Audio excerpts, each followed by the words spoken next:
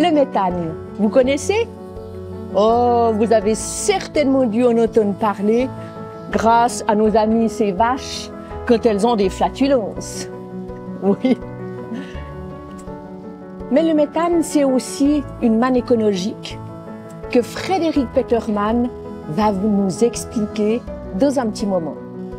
Restez avec nous, vous verrez, c'est passionnant.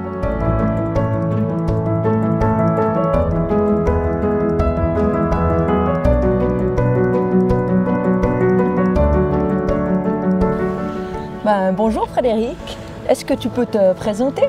Alors bonjour, Frédéric Peterman, agriculteur à Lignerolles. Nous avons fait une ferme ici en 2000, après on a un biogaz en haut. On peut commencer par les vaches? Volontiers. Alors on va aller voir. Donc ici, si j'ai bien compris, c'est la traite automatique, c'est ça? Voilà, il y a une stabulation libre avec 110 vaches et un robot de traite. Alors en 2000, on a construit cette ferme entre 4 agriculteurs. Il y a 110 vaches, 2 robots de traite. Donc, si j'ai bien compris, les vaches, elles viennent elles-mêmes? Elles viennent elles-mêmes, quand elles ont envie, quand elles veulent. Elles sont un petit peu attirées par une petite dose de granulés. Mais autrement, elles font leur parcours comme elles ont envie. On les limite à maximum 3 traites par jour. Mais ce qui fait qu'il y a quelque chose qui les empêche de venir après? Alors quand elles viennent, si c'est trop vite, l'intervalle entre 2 traites est trop rapide, elle va ressortir sans être prête. Donc ça tourne jour et nuit, 24 sur 24, et ensuite elles repartent, elles vont manger du foin ou de l'herbe laitée, elles vont se coucher dans les logettes, elles font leur vie comme elles ont. D'accord. Et puis, alors, une fois que les extrémos sont par terre, comment est-ce qu'ils sont acheminés jusque là-bas? Tous les excréments sont récoltés dans une fosse ici. Après, via une pompe et une petite conduite enterrée, on va jusqu'à l'installation de biogaz que je vais venir te montrer maintenant. D'accord. On y va?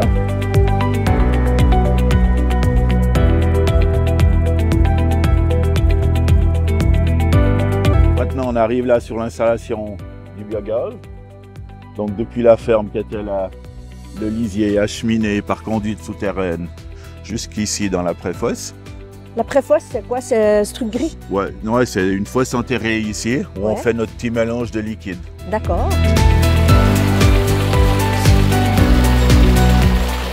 Puis après, ça sera incorporé dans les digesteurs. Donc le premier digesteur ici, toute la matière fraîche est introduite ici. Puis après, ça passe dans le post-digesteur qui est là. D'accord. On peut aller voir? On peut aller voir. Ok. Hein? Donc cette matière qui était arrivée dans la préfosse va arriver dans ce premier digesteur. Ici, on a un brasseur, un mixeur qui est en train de brasser tout ça. Tu peux voir par ici, je t'éclaire un peu. Donc voilà toute cette matière. Donc on a le lisier, le fumier, on a des drèches de brasserie, on a des poussières de moulin, donc des résidus quand on va amener notre récolte au centre collecteur. Et toute cette matière arrive dans ce premier digesteur, c'est chauffé à 42 degrés, c'est brassé. Toutes les bactéries qui sont là-dedans vont former du biogaz. Qui est récolté là-haut. Qui est récolté dans cette membrane qu'on voit ici. Donc ça, c'est juste un stockage. Il y a 500 mètres cubes de stockage ici, il y a 500 mètres cubes sur le poste digesteur là. Et puis, dans ce digesteur, il y a quelle capacité? On a 1600 mètres cubes de matière qui sont à l'intérieur ici. Les deux digesteurs de 1600 mètres cubes. Et puis, ça se remplit en combien de temps? Les deux sont toujours pleins, chauffés, ça tourne 24 sur 24. Toutes les 2 heures, il y a un cycle. Donc on va transférer 5 mètres cubes de ce premier digesteur dans le deuxième. Ouais. On va transférer de ce deuxième digesteur dans une fosse finale en attendant d'être utilisé dans les champs. Et on va incorporer 5 mètres cubes de matière fraîche, donc lisier, fumier, drèche, voilà. Et cela, tu as dit qu'il y avait à peu près 110 têtes. Il y a 110 vaches ici, on a des genisses à côté. Ça génère quoi comme capacité de fumier? Alors là, nous, on a à peu près 20 000 tonnes par année qu'on va introduire dans ce digesteur. Sur ces 20 000 tonnes, on fait à peu près le 45% directement de notre bétail. Le reste vient d'agriculteurs voisins et d'industries agroalimentaires telles que Nestlé, Boxer, enfin toutes ces matières-là. Ouais. Donc on a 80% engrais de ferme, lisier, fumier et 20% de matières qui viennent de l'extérieur de l'agriculture. Très bien. Donc, ça passe ici, ça va là, Oui. et puis après, ça part dans des cuves. Après, ça part dans une cuve de stockage. Toute cette matière est utilisée pour la fumure de nos cultures, donc est répandue dans les champs. Et ça passe ici, il y a un temps de séjour théorique d'environ 35 jours dans ces deux cuves, le temps que les bactéries puissent transformer un peu cette matière organique en biogaz. Et ce biogaz est aussi acheminé via nos tuyaux qu'on a là, vers le local moteur que je vais aller te montrer après. Et puis, ce biogaz, vous le vendez? Alors non, nous on l'utilise ici, il est consommé dans un moteur, c'est notre carburant, donc c'est des moteurs à gaz couplés à une génératrice. Le but ici de l'installation, c'est de faire de l'électricité. Donc on va aller voir après, ce biogaz est acheminé via un tuyau enterré jusqu'au local moteur. Et là, ce biogaz est consommé dans un moteur, couplé à une génératrice, et le but c'est de faire de l'électricité.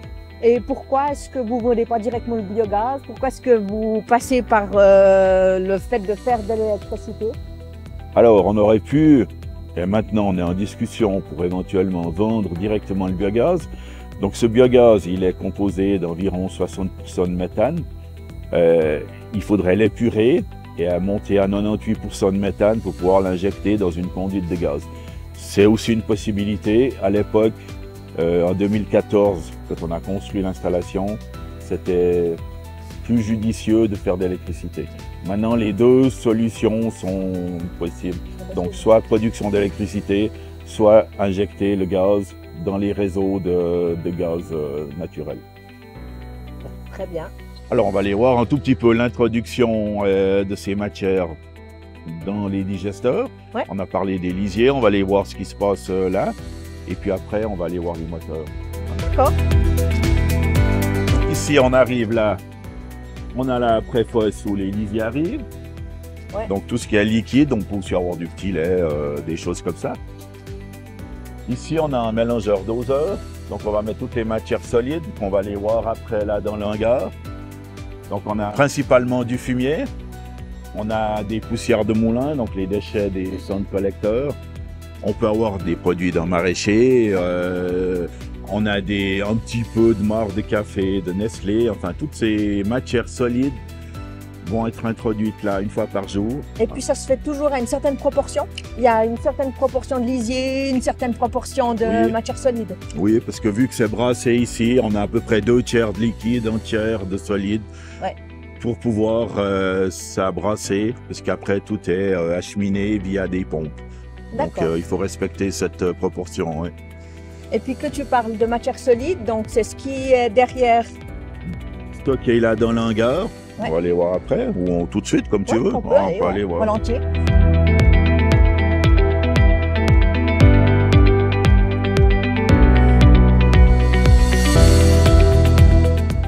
Donc là, on arrive un petit peu dans ce hangar de stockage de matière. Ouais. Ici, tu as les déchets de moulin. Donc ça, c'est vos propres céréales? Non. En fait, c'est les déchets de vos propres céréales? Non, du tout. On va chercher ça dans des centres collecteurs à Orbe, à Yvonand. Donc c'est les déchets des céréales de tous les agriculteurs de la région. D'accord. Ici, c'est du marc de café. Ça vient de la Nestlé à Orbe. Hein. Au milieu, là, on voit tu as des déchets d'un maraîcher, donc des courgettes, des déchets de salade. Là, à gauche, ça, c'est du fumier de poulet. Donc, on a plusieurs poulaillers d'engraissement dans la région. Et puis, dans les deux box suivants, on a le fumier de bovin, donc de notre exploitation et environ 2 à 3 exploitations juste voisins. Une fois par jour, on va mettre à peu près 22 tonnes dans cette mélangeuse et à peu près 45 tonnes de liquide, ce qui nous fait nos 60-70 tonnes par jour qui va passer dans le digesteur. Pour arriver à nos 20 000 tonnes par année qui vont rentrer dans le digesteur, qui vont ressortir. Et en sortant, c'est stocké là sous nos pieds. On a une fosse de 6 000 m3 de stockage surtout pour stocker pour l'hiver quand il n'y a pas de végétation. Donc c'est de l'engrais naturel. C'est liquide. C'est liquide. Ouais. Alors à la sortie du digesteur, on peut voir là, sous la charpente, ce séparateur, toute la matière qui sort du deuxième digesteur passe dans ce séparateur et on a une fraction solide qui est du compost, on appelle ça du fumier méthanisé, donc une partie solide à environ 15%. Et puis le 85%, c'est liquide, stocké dans une fosse là sous nos pieds. D'accord, on va aller voir ça.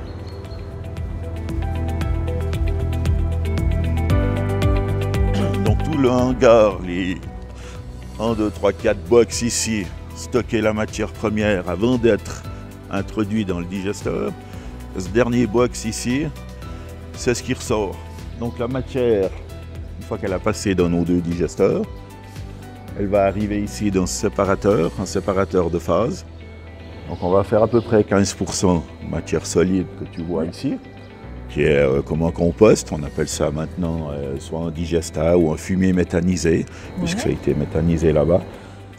Donc 15% de solide, 85% de liquide qui va être stocké dans une fosse de 6000 m3 qui est là-dessous, nos pieds, sous le hangar. Et ensuite, cette matière solide et liquide sera utilisée pour la fumure des champs. Ça ressemble étonnamment à du compost en fait, ça a la même structure, ça n'a plus d'odeur, ça n'a plus rien. Ça a un petit peu d'odeur que ça sort, que c'est frais, ça sort à 40 degrés, donc il y a une bricole d'odeur ici. Ouais. Mais sitôt qu'on va l'amener dans les champs, un demi-jour après, on sent qu'il n'y a plus d'odeur. Ouais. On a l'avantage, donc avant on menait notre fumier directement dans les champs, maintenant vu que ça passe dans un digesteur, on amène cette matière-là dans les champs, il y a beaucoup moins d'odeur, les graines de mauvaises herbes ont été détruites avec la chaleur dans les digesteurs, et voilà. Et en même temps on a fait de l'énergie, donc que des avantages. Alors en parlant d'énergie, on peut aller voir maintenant... On peut aller voir les moteurs, donc où arrive le biogaz, qui fait tourner ces moteurs, et puis ces moteurs qui font tourner la génératrice et où est produite l'électricité. D'accord.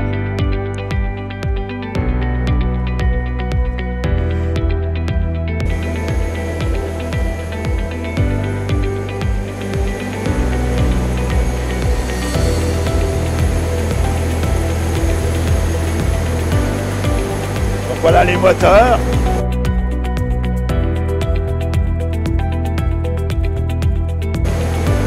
On a le moteur ici, la génératrice là.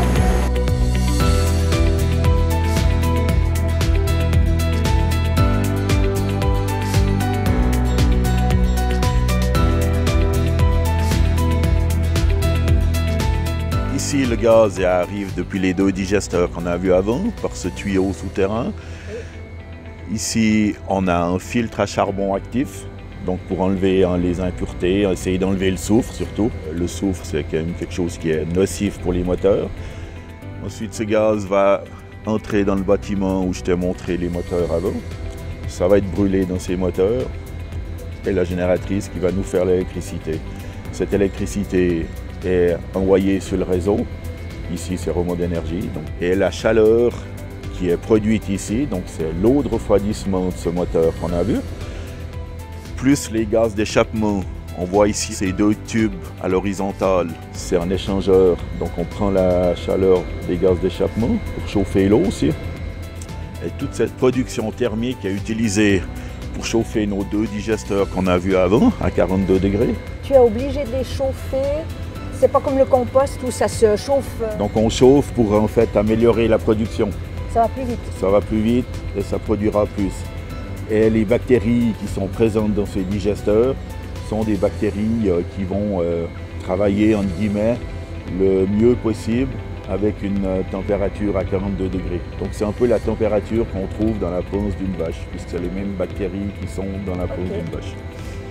Et après, cette chaleur, elle est en premier utilisée pour chauffer deux quartiers de maison.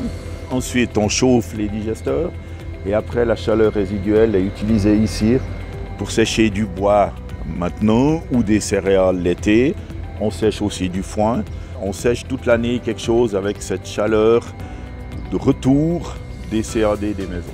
Donc c'est des bennes qui ont un double fond avec une grille. Après, on peut mettre ce qu'on veut dedans. Actuellement, à cette période, voilà, il n'y a pas de récolte, donc on sèche du bois. On a 4 bennes qui ne sont pas à nous, mais on fait de la prestation de séchage. Et autrement, l'été, on peut sécher nos céréales, donc le blé ou le colza, toutes nos récoltes. Si on doit récolter et que les conditions ne sont pas favorables à l'extérieur, on peut sécher là. Donc c'est une chaleur résiduelle qui est, on va dire, gratuite, puisque c'est le refroidissement des moteurs et de la chaleur prise sur les charbons. C'est incroyable, c'est extraordinaire. Donc tout est utilisé. Tout est utilisé, voilà. Et puis, tu nous as parlé qu'il y avait des cuves ici. Après, il faut aller répandre tout ça. Voilà. Comment ça se passe?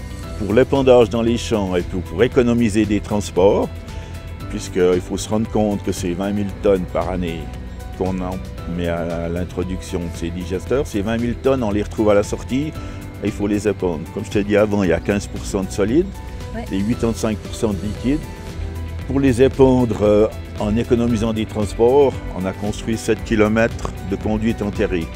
Donc tous les champs qu'on voit ici, donc nos parcelles à nous et celles de nos voisins sont fumées, on appelle ça de la fumure, donc sont fumées avec notre liquide qui est là via ces 7 km. Après, si on est en dehors de ce secteur de conduite, on doit aussi faire des transports. Mais on va dire que de 80% du digestat liquide qui ressort de l'installation est épandu via des conduites enterrées et après un système de pendillard qu'on appelle. Donc c'est un tracteur qui se promène dans le champ, qui tire un tuyau souple et puis qui épand ce digestat comme ça, sans faire de transport. Ça devait être des travaux gigantesques pour faire ça. Alors à l'époque, voilà, en 2014, quand on a construit le biogaz, c'est tout de suite dit, il faut faire ces conduites enterrées pour économiser ces transports. Et tous ces travaux, donc l'installation que tu vois là derrière, tout ce que tu vois pas qui est sous nos pieds, donc les conduites à chaleur, les conduites pour le digestat. Donc ces conduites de digestat sont utilisées dans les deux sens. Donc on va amener du lisier frais depuis deux fermes de voisines. Et on va les réutiliser dans l'autre sens pour répandre le digestat liquide. Et tous ces travaux-là, plus les frais d'études, on arrive à peu près à un investissement total de 6 millions de francs. D'accord. Ensuite, si tu veux aller jusqu'au bout de l'installation, en utilisant ce biogaz pour faire de l'électricité, c'est aussi du méthane qui n'est pas envoyé dans l'air. Si on va épandre du fumier frais dans les champs, c'est un gaz à effet de serre qui est nocif aussi.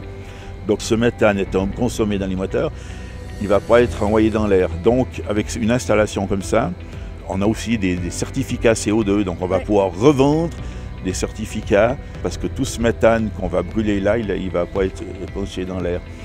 Donc une installation comme ça, on économise environ 700 tonnes de certificats CO2 par année. Très bien. Et puis tout ça, c'est géré comment? C'est tout par ordinateur? Ça se passe comment? L'installation, c'est géré par ordinateur. Alors, si tu veux, on peut aller jeter un œil. Ouais. Okay.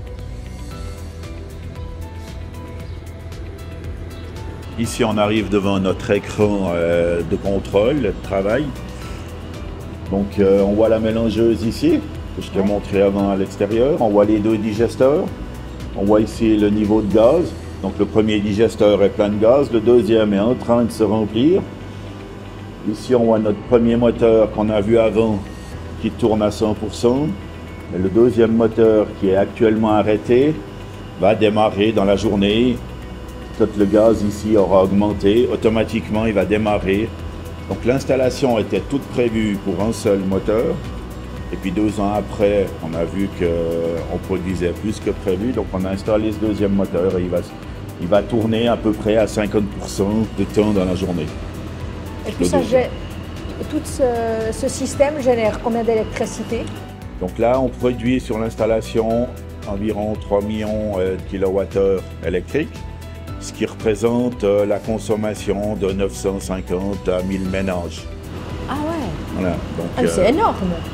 Alors, un village comme Lignerolles de 420 habitants, c'est environ 160 ménages. Donc on peut dire qu'on va faire à peu près 5-6 villages comme Lignerolles. Incroyable. En fait, ça, c'est des vérifications. Tu gères rien depuis ici. Alors oui, tous les réglages se font depuis là. Ouais. Et puis on peut suivre l'installation via un programme comme TeamViewer. Donc quand on est à l'extérieur, au travail ailleurs, on suit toute l'installation avec nos téléphones portables. Mais les réglages se font principalement ici. Donc tous les matins, il faut quand même venir remplir la mélangeuse et puis faire certains contrôles. Donc tout se fait depuis là. Pour faire fonctionner une telle industrie, on peut dire ça, combien de personnes? Alors c'est environ une demi-unité de travail à l'année. Donc nous on compte à peu près 2 heures par jour, 7 jours par semaine. L'installation tourne 365 jours par année, donc tous les jours on doit venir, week-end compris, un moment sur l'installation entre 1h30 et 2 heures par jour. Et puis le reste, Et le reste, ça tourne en théorie tout automatiquement. Ouais. Après, il y a des pannes, il y a des entretiens, il y a ce genre de choses, mais si tout se passe bien, c'est 1h30 à 2 heures par jour sur le site. Très bien. On a fait le tour? On a fait le tour, à moins que tu aies des questions. Non, je crois qu'on est tout bon. Alors on va aller boire l'apéro. On va aller boire l'apéro. Bon, santé Frédéric. Santé. Et merci pour cette présentation. Moi je trouve ça extraordinaire. Tu arrives à imaginer, parce que ce que vous ne savez pas, c'est que Frédéric, c'était un copain d'école. On ne s'est pas revu depuis 45 ans, mais je me souviens tellement de lui quand il me racontait ses histoires de ferme, quand il était tout content parce qu'il pouvait conduire son tracteur et tout ça. Quelle évolution, mais quelle évolution il y a pu y avoir jusqu'à aujourd'hui. T'arrives à imaginer ça? Ouais, je me souviens vaguement quand je t'emmenais en tracteur à l'époque. Puis maintenant, je vais un peu moins sur le tracteur. Et puis voilà, mais il y a eu du chemin, oui. Et puis, ce que je trouve magnifique, c'est que tout ça, c'est au profit de l'écologie et au profit de notre terre. On est en train de l'économiser et puis voilà, je trouve ça vraiment génial. Et je tenais à te remercier pour ce moment passé ensemble et pour toutes ces belles explications. Pas de problème, c'était un plaisir pour moi. C'était Christine pour CAPS TV.